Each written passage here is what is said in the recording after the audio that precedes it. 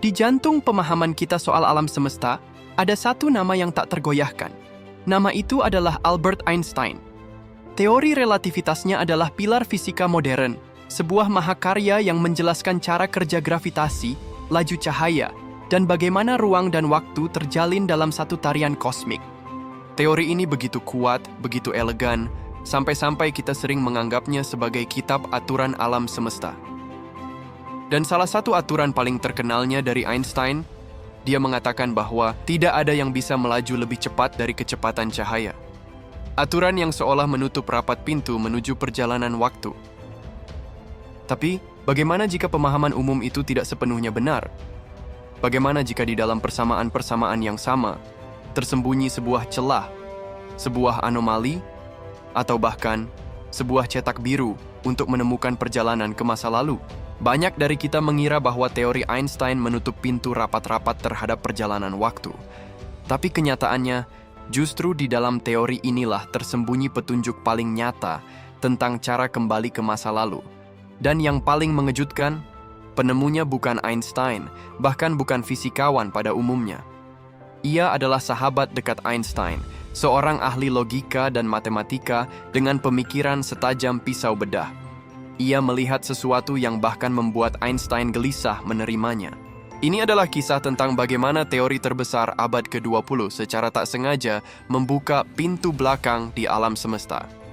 Sebuah jalan rahasia menuju masa lalu. Pertanyaannya bukan lagi apakah itu mungkin, tapi bagaimana mungkin teori yang paling kita agungkan justru menyimpan rahasia paling mustahil, sebuah jalan menuju ke masa lalu. In the same way, you can imagine space-time being mashed together and forming a mini wormhole.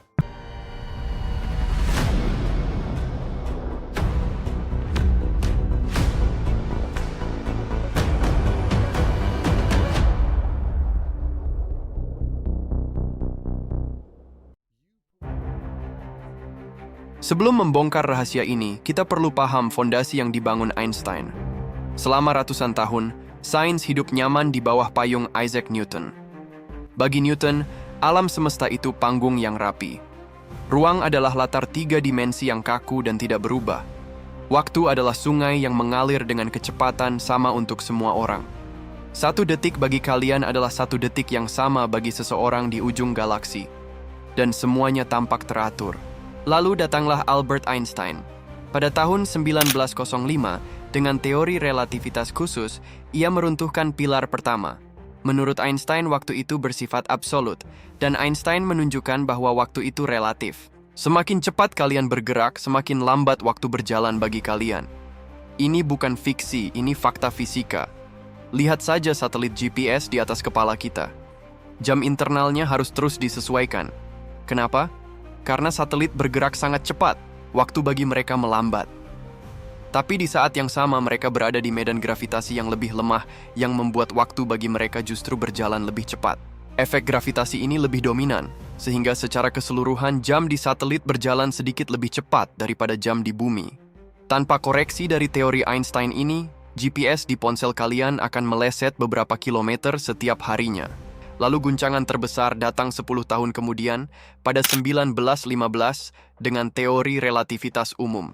Disinilah Einstein merombak total panggung Newton. Ia bilang, ruang dan waktu bukanlah 2 hal terpisah. Mereka adalah satu kesatuan dinamis, jalinan 4 dimensi yang disebut ruang-waktu. Dan inilah ide kuncinya, ruang waktu itu tidak kaku, ia fleksibel, bisa melar dan bisa melengkung.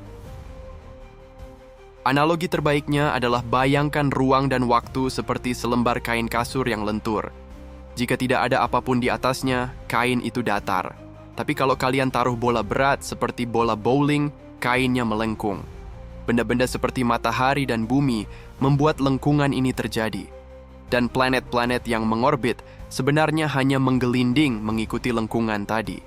Itulah yang kita rasakan sebagai gravitasi. Menurut Einstein, gravitasi bukanlah gaya tarik misterius. Gravitasi adalah pengalaman kita saat bergerak di atas kain yang melengkung itu. Bumi tidak ditarik matahari dengan tali gaib. Bumi hanya mengikuti jalur lurus di dalam ruang waktu yang sudah dilengkungkan oleh matahari. Planet-planet mengorbit dan cahaya bintang membelok karena mereka semua mengikuti kelengkungan kain ruang waktu ini. Sebuah konsep yang indah, revolusioner, dan telah terbukti selama lebih dari 1 abad. Tapi, tak seorang pun, bahkan Einstein, yang sadar betapa anehnya kelengkungan ini bisa terjadi. Cerita kita bergeser ke Princeton, New Jersey tahun 1940-an. Di Institute for Advanced Study, 2 raksasa intelektual sering terlihat berjalan bersama. Satunya Albert Einstein, selebriti sains global. Satunya lagi figur yang lebih pendiam, dia adalah Kurt Gödel. Jika Einstein adalah maestro intuisi fisika, Gödel adalah tiran logika.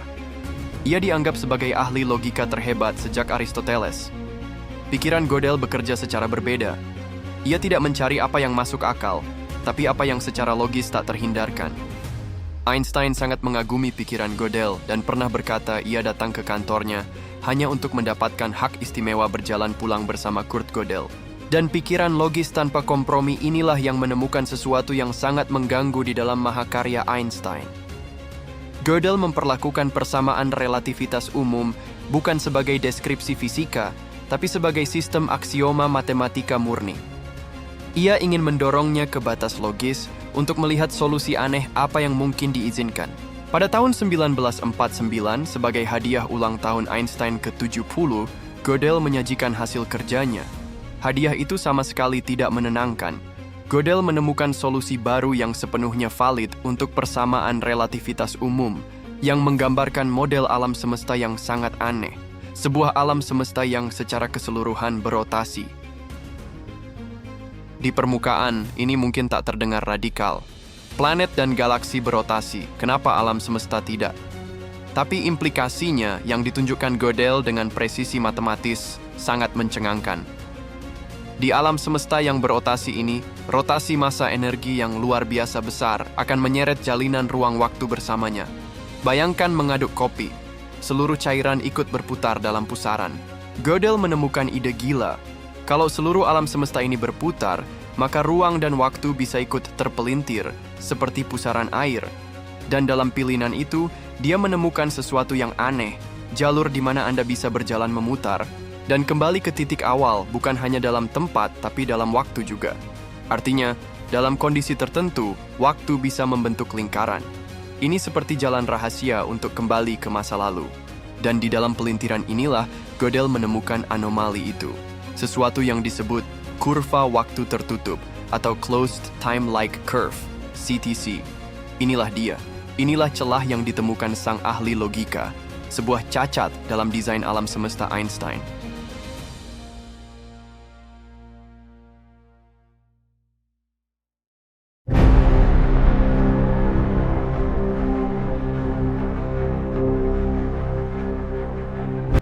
Lalu apa itu kurva waktu tertutup? Mari kita pecah. Kurva adalah jalur di ruang waktu. Waktu atau time-like berarti jalur itu bisa ditempuh oleh objek fisik yang bergerak lebih lambat dari cahaya. Tertutup adalah kuncinya. Artinya, jalur itu membentuk sebuah putaran, kembali ke titik awalnya. Ini biasa saja di dalam ruang. Anda bisa jalan keliling blok dan kembali ke tempat semula. Tapi Gödel menunjukkan bahwa di alam semesta yang berotasi, jalur ini tertutup tidak hanya di dalam ruang, tapi juga di dalam waktu. Bayangkan waktu sebagai sungai lurus dari masa lalu ke masa depan. Biasanya, Anda hanya bisa ikut arusnya. Tapi di alam semesta Gödel, rotasi kosmik telah membengkokkan sungai waktu itu sendiri, hingga di beberapa bagian membentuk pusaran raksasa dan berbelok kembali ke dirinya sendiri. Inilah cetak birunya. Cetak biru pertama untuk mesin waktu. Gödel menunjukkan bahwa di alam semesta semacam itu, Anda bisa naik pesawat ruang angkasa, menempuh lintasan spiral raksasa, dan tiba kembali di titik awal Anda di ruang, tapi pada waktu yang lebih awal dari saat Anda berangkat.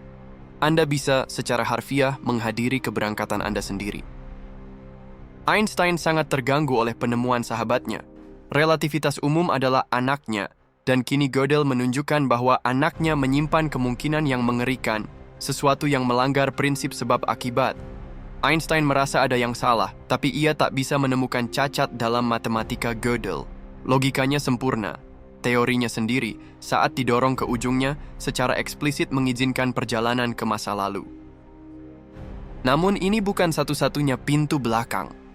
Bertahun-tahun sebelumnya, Einstein dan rekannya Nathan Rosen telah menemukan solusi matematis lain, sebuah jembatan yang menghubungkan dua wilayah ruang waktu yang berbeda yang kemudian dikenal sebagai jembatan Einstein-Rosen atau lubang cacing, wormhole.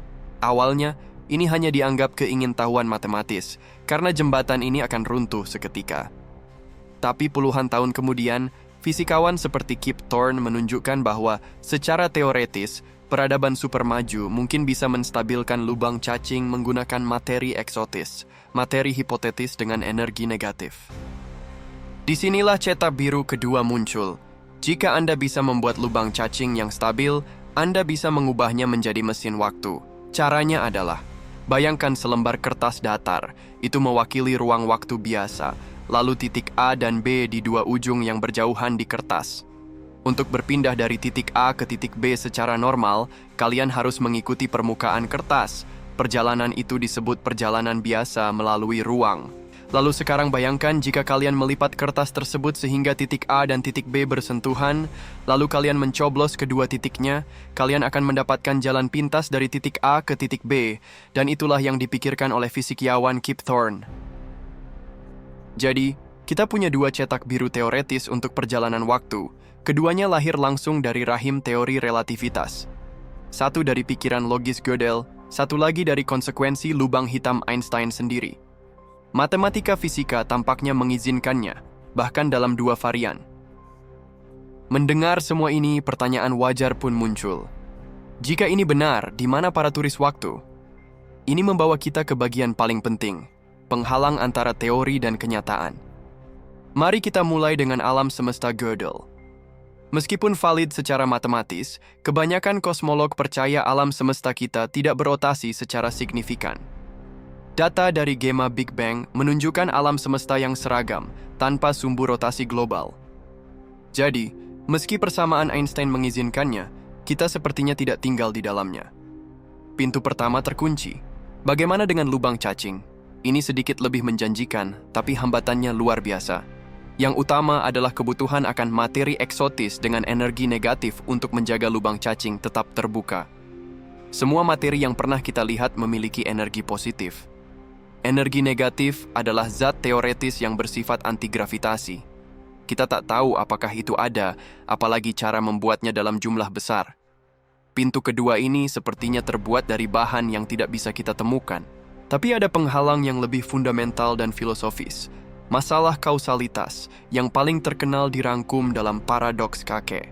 Paradoksnya begini, Anda berhasil membuat mesin waktu, kembali ke masa lalu, dan membunuh kakek Anda sebelum ia bertemu nenek Anda. Apa yang terjadi? Jika kakek Anda tiada, orang tua Anda tak akan lahir. Jika mereka tak lahir, Anda pun tak akan pernah lahir. Tapi jika Anda tak pernah lahir, siapa yang kembali ke masa lalu untuk membunuh kakek Anda?